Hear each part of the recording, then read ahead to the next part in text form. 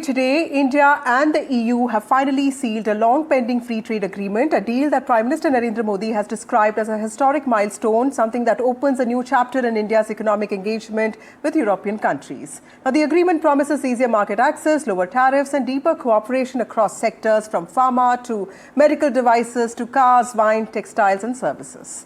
Prime Minister Modi has framed the pact as a win-win that boosts Indian exports, attracts investments and also strengthens India's position in an uncertain global trade environment, especially as protectionist pressures rise elsewhere. We're joined by Chetan Agarwal, who's a public policy expert. He studied in Harvard Kennedy School. He also has extensive experience covering the government in government work. And we're also joined by Manjeev Puri, former ambassador. Thank you both of you for joining me on this broadcast. Before I get to you with questions, let's take a look at some reactions. Prime Minister, distinguished friend, we did it. We delivered the mother of all deals. With these words, the European Commission President confirmed the conclusion of a landmark Indo-European Union trade agreement ending nearly 2 decades of negotiations. Prime Minister Narendra Modi termed it as a historic agreement. आज भारत ने अपने इतिहास का अब तक का सबसे बड़ा फ्री ट्रेड एग्रीमेंट संपन्न किया है। यह एफटीए भारत और यूरोपियन यूनियन के बीच इन्वेस्टमेंट को बूस्ट करेगा, नई इनोवेशन पार्टनरशिप बनाएगा और वैश्विक स्तर पर सप्लाई चेन को मजबूत करेगा। यानी यह सिर्फ ट्रेड एग्रीमेंट नहीं है, यह साझा समृद्धि का नया ब्लूप्रिंट है। European Commission President Ursula von der Leyen hailed the deal as a landmark in global economic cooperation, proof that open markets still matter. India has risen, and Europe is truly glad about it. Because when India succeeds, the world is more stable, more prosperous, and more secure. And we all benefit. We are creating a market of 2 billion people, and this is the tale of two giants. Under the agreement, tariffs on goods worth 96.6% of total India-European Union trade will either be cut or eliminated, significantly boosting market access on both sides. European exporters are expected to save about 4 billion euros annually from reduced duties. The key provisions include India to slash import duties on many European cars from as high as 110% to around 10% over a phased period. Steep tariffs on wines and spirits to be drastically reduced, widening consumer choice. Textiles, machinery, chemicals and gems. Substantial tariff cuts opening Indian and European markets for these major sectors. We are also very pleased to have concluded negotiations on, as Ms. von der Leyen herself has articulated, the mother of all deals, a free trade agreement which covers 25% of global trade. India refused any duty concessions on dairy imports, explicitly including cheese, along with cereals and soya meal, to protect local farmers. High pre-existing tariffs, up to about 150% on some items like cheese, remain unchanged, making these as non-negotiable red lines. The European Union similarly shielded its beef, poultry, sugar and meat sectors. It has taken 2 decades, 18 years to negotiate this deal, which has seen several twists and turns. But for the consumers and for businesses and traders, this is a welcome news both in India and the 27-member EU bloc. But now, this entire agreement between India and EU will travel to Brussels to meet the scrutiny and the scrubbing of the EU Parliament. So the consumers and the businesses will have to wait a little more longer before they can actually enjoy the fruits of the hectic negotiations and parleys that have happened over the last 2 decades. the ratification could take 6 months to a year, with Piyush Goyal, India's Commerce Minister, confirming that they will be trying their best to in fact implement this deal in the year 2026 itself. Reporting for NDTV, this is Aditya Raj Kaul. Well, there's so much to unpack here. Ambassador Puri, people are saying that there is economics in this, but there's also a lot of geopolitics, because the timing of this is very interesting. Everyone is talking about this rules-based order. There are also these anxieties over global trade disruptions. What is the larger message that India is trying to send out by announcing this? Thank you very much, Vasudha. Vasudha, look, for someone like me who's worked at the European Union, this is a very welcome day, a red letter. The European Union is India's largest trading partner. We are also very large trading partners of theirs.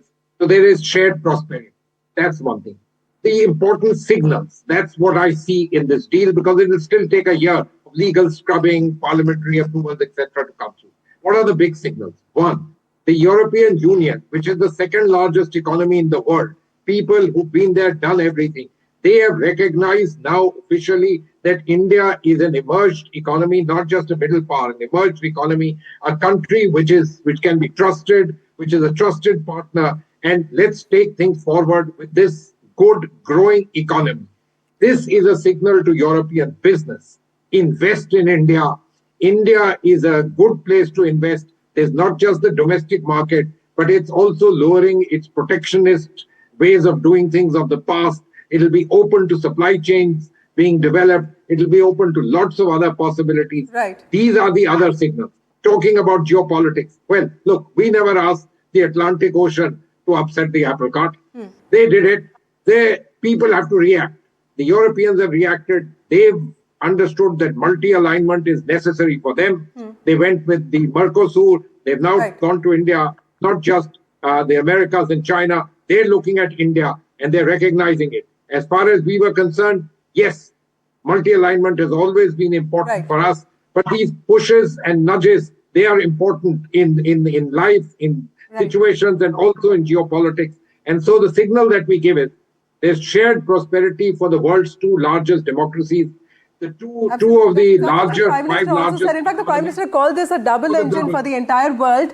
Chetan, let's just break it down for our viewers. Who gains first? Is it the exporters, or is it the consumer that's gaining the most? And what are the sectors that are likely to benefit from this deal?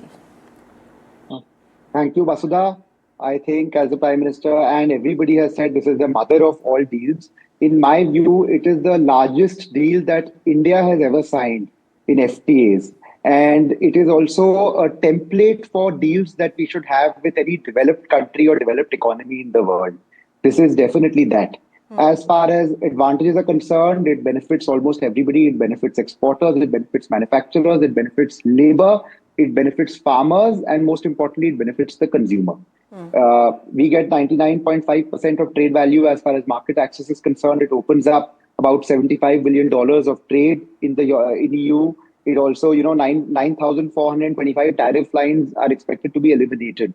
This is a great win. The second thing, and something which is extremely important to India, is service mobility. So that is something that is happening in this deal, where essentially Indian talent will be able to work in EU much easily compared to the past. As it is, there are global headwinds against, migration, etc. But this deal creates some sort of a pathway where it balances the domestic compulsions of European countries and also Indian need and the world's need for Indian talent. Right. For example, we have something on social security for anybody who's working in the EU, Indians working in the EU. We're going to have a deal, just like it's not worked out to the same extent of detail as it was for the UK, but it's expected to happen over the next 5 years. Students who go to the EU will get a minimum of 9 months of work permission over there. That's something great. And as far as sectors are concerned, labor-intensive sectors like textiles, leather, sports benefit, marine seafood exports benefit, and most importantly, it creates a pipeline for India to be part of European supply lines as far as electronics is concerned, semiconductors is concerned, capital industry. But Chetan, will this also help us offset some of the impact of the tariffs, especially on labor-intensive sectors like garments, or for that matter, jewelry, something that we've been discussing in the context of tariffs? Yes, definitely. It will, as it is with CBAM coming in EU and tariffs in US, Indian exporters were gradually facing challenges. And once this deal is ratified and passed and signed and concluded, we shall find that Indian export will benefit. Over the medium and long term, huge benefits are expected. In the short term, it will take time, obviously, because the EU has a very different format of a negotiation as compared to other countries. Right. Ambassador Puri, when I was reading up on this, it just seems so difficult with this carbon tax and intellectual property. Where are the areas that could become potential flashpoints once the agreement moves from paper to practice?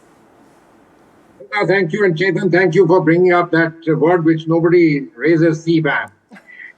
While this agreement has, in a sense, flattened the advantage that least developed countries, and in our case, Bangladesh, had vis-a-vis India on textiles exports, for example, the so-called labor-intensive areas. The fact is that we as a large economy would have to now take care of the European Union's legal requirements of carbon, the embedded carbon in this, and that hasn't been touched. And, it is a very ticklish issue. It's a very problematic issue. But the way I look at all of this is signaling. It's signaling that India and Europe want to enhance business ties. They want to enhance, through the business ties, they're also giving political signals to the world. We are looking at multi-alignment. India has always looked for it, but the Europeans now believe that India, and they believe for a long time, but now they put it down on paper.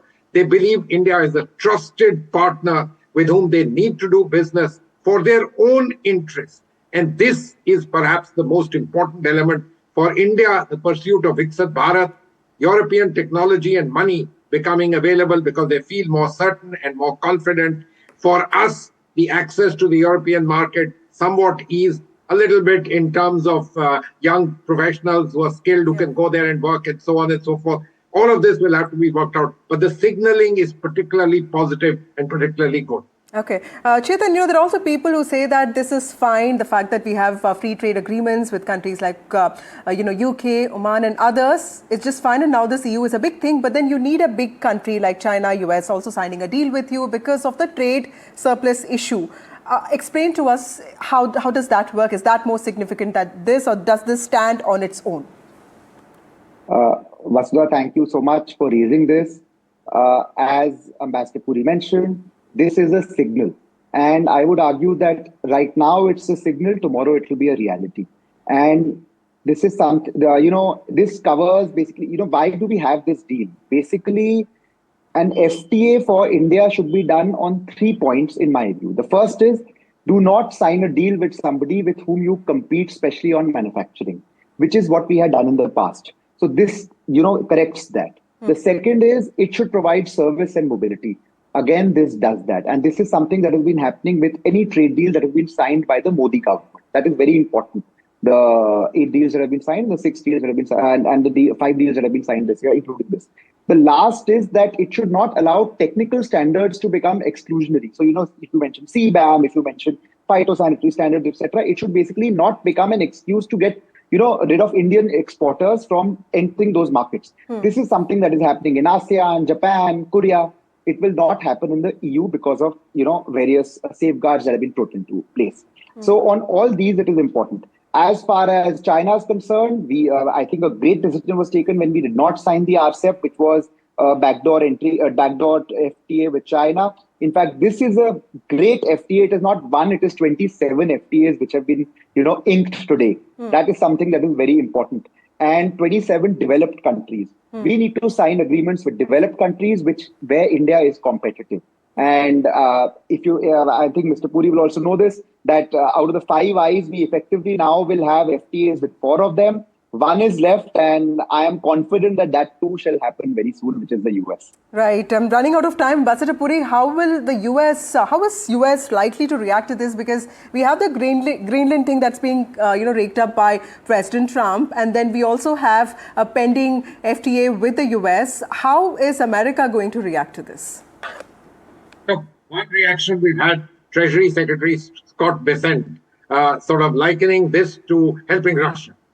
But, look, the Americans are also playing politics. Trade and the flag are 2 sides of the same coin. They're playing politics. They will also look at what is going on. Are we interested in a trade deal with them? The answer is yes. But do we, as the European Union, also realize that, look, for being able to do a trade deal which remains in your interest and is not a given in that sense of the term, you have to have national capacities and abilities to do so, which requires multi-alignment. You would raise this question about China and so on and so forth. Look, all of this is particularly important for us because think about something else. And let me leave this interesting thought with all of you. What if the Americans and the Chinese putting up together on a deal?